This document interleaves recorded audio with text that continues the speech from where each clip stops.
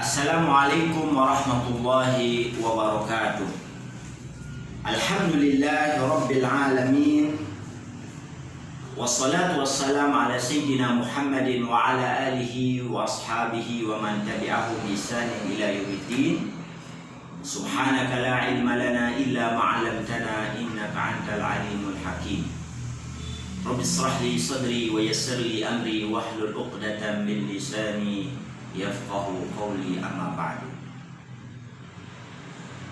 Sahabat-sahabat sekalian, para pendengar,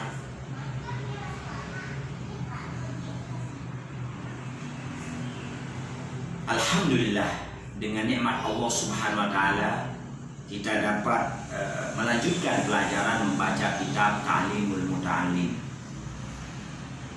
Karena banyak penuntut ilmu di zaman kita sekarang ini, mereka bersungguh-sungguh mempelajari untuk ilmu, tapi tidak mendapatkan manfaatnya dan buahnya. Jadi tidak dapat mengamalkan ilmu dan buahnya tidak dapat dipetik, manfaat tidak bisa diajarkan ke orang lain. Maka dari itu, seorang penuntut ilmu harus tahu cara, jalan, metode, jalan menuntut ilmu.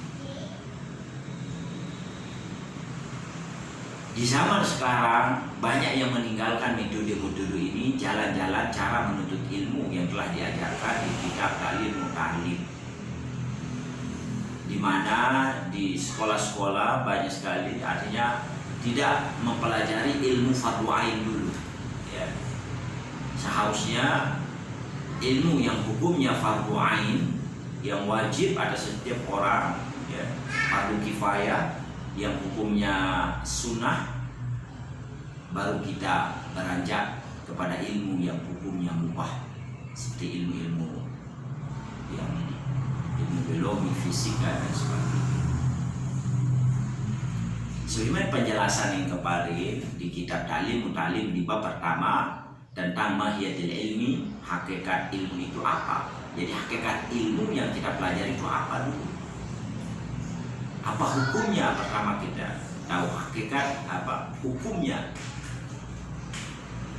Apakah Allah Subhanahu wa taala sudah perintahkan kita mempelajarinya atau tidak? Saya sedikit ulang apa yang pernah kita dijelaskan. Kalau dilihat ilmu itu ada hukum-hukumnya, karena ilmu ini adalah wasilah, karena ilmu ini adalah wasilah, maka dalam kaidah fikih mengatakan apa? Al-wasail ta'khud ahkamal maqsad.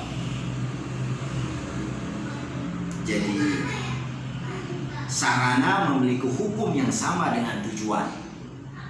Sarana, wasail itu sarana-sarana, wasilah-wasilah itu sama hukumnya dengan yang maksud tujuannya itu. Misal kita Allah wajibkan kita dalam Al-Quran i'lam annahu la ilaha illallah. I'lam adalah perintah, wajib kalian mengetahui tentang ilmu la ilaha illallah, la ma'budu bihaqqin illallah. Tiada Tuhan yang disembah kecuali Allah. Nah, ilmu yang fokus mempelajari tentang sifat-sifat Allah Subhanahu wa taala, baik yang wajib, yang mustahil dan jaiz, sifat-sifat Rasul, ini adalah ilmu tauhid. Maka bagi setiap muslim wajib belajar ilmu tauhid. Kedua, ilmu fikih.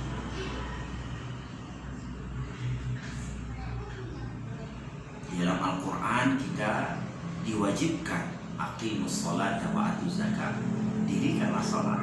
Maka setiap orang beriman wajib mempelajari ilmu salat, karena salat itu adalah sebagai wasilah untuk dia salat. Wa atuz zakat, dan tunaikan zakat. Maka ilmu zakat itu adalah wasilah, maka ilmu tentang zakat maka wajib dia mengenal. Bisa saja hukum mempelajari ilmu itu fardu kifayah, seperti tentang sholat jenazah. Kenapa? Karena sholat jenazah hukumnya fardu kifayah. Atau mempelajari ilmu faraid. Ilmu faraid ini termasuk ilmu fikih ya. Jadi di fikih ini ada yang hukumnya sunnah seperti tarawih, maka hukum mempelajari sholat, hukum ilmu sholat tarawih itu sunnah. Jadi sunnah ini kan ada dua, ada sunnah muakkadah, ada ilmu muakkadah. Sholat tarawih termasuk sunnah muakkadah, maka ilmu itu sama hukumnya dengan apa maksud tadi, tujuan yaitu sholat tarawih tadi. Jadi di dalam fikih sendiri ada yang hukumnya kita pelajari fardu ain, ada fardu kifayah, dan ada sunnah. Dan ada jadi itu. Dan ketiga ilmu tasawuf, karena di dalam ilmu tasawuf ini menjelaskan di situ tentang ahwalul qalbi ya, di mana dalam hadis Rasulullah SAW qala la yadkhulul jannah man kana fi qalbihi mithqala dzarratin min kibri, tidak akan masuk surga, la yadkhulul jannah man kana fi qalbihi mithqalu dzarratin min kibri, orang yang ada dalam dirinya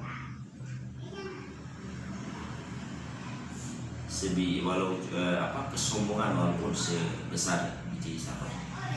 Maka kesombongan ini bagaimana cara kita artinya membersihkan diri dari najis batin, maka hendaklah mengawal cara mengobatinya dengan kita mempelajari ilmu at-tasawuf atau ilmu pembersihan jiwa, ilmu tazkiyah an-nafsi.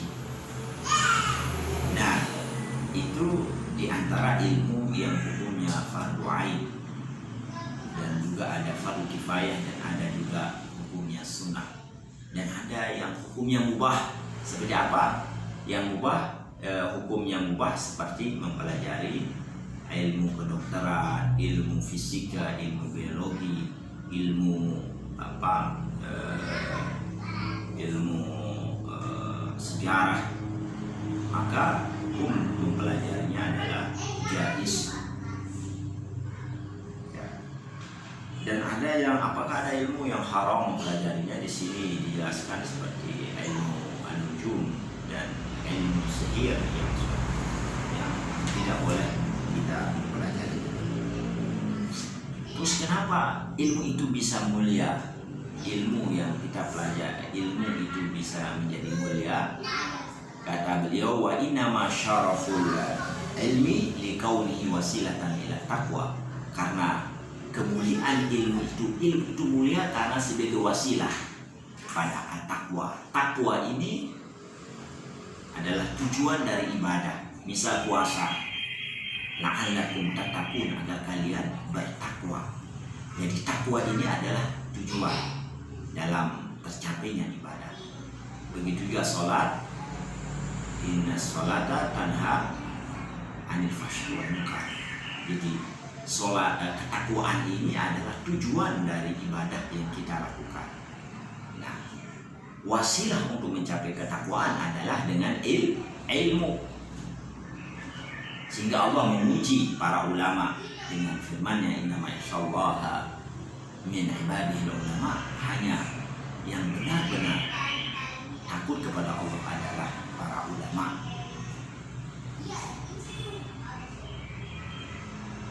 Dengan takwa itu alladzi yastahiqu bihil karamah, yang orang itu berhak mendapatkan kemuliaan dari sisi Allah Subhanahu wa taala. Soalnya janjinya inna akramakum, orang yang paling mulia di antara kalian bukan dengan harta, bukan dengan jabatan, tapi dengan ketakwaan itu sendiri. Wasa'adah abadiyah, dengan ketakwaan itu orang itu dapat kebahagiaan abadi baik di dunia dan di akhirat nanti. Jadi dengan ilmu mendapatkan dengan ketakwaan, dan sedangkan kita mendapatkan sa'adah abadiyah, sa'adah ibadiyah dalam Al-Quran juga dalam awal surah Al-Baqarah, ulaika ala hudan min rabbihim wa ulaika humul muflihun.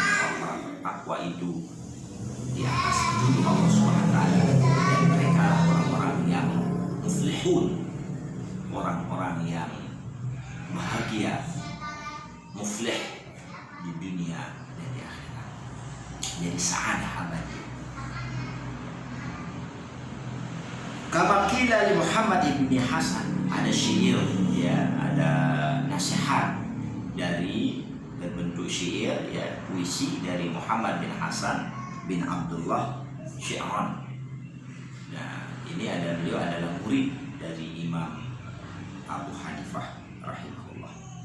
Apa kata beliau menasihati kita? Ta'allam fa innal ilma zainun li ahlihi. Hai penuntut ilmu, hai manusia, belajarlah.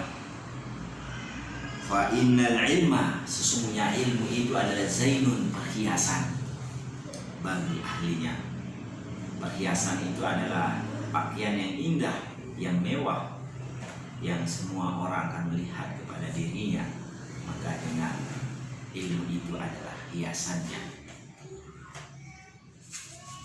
bagi yang punya ilmu, ahli ilmu. Wa fadlun wa unwanun, sebagai dengan ilmu itu sebagai keutamaan dari tidak berilmu.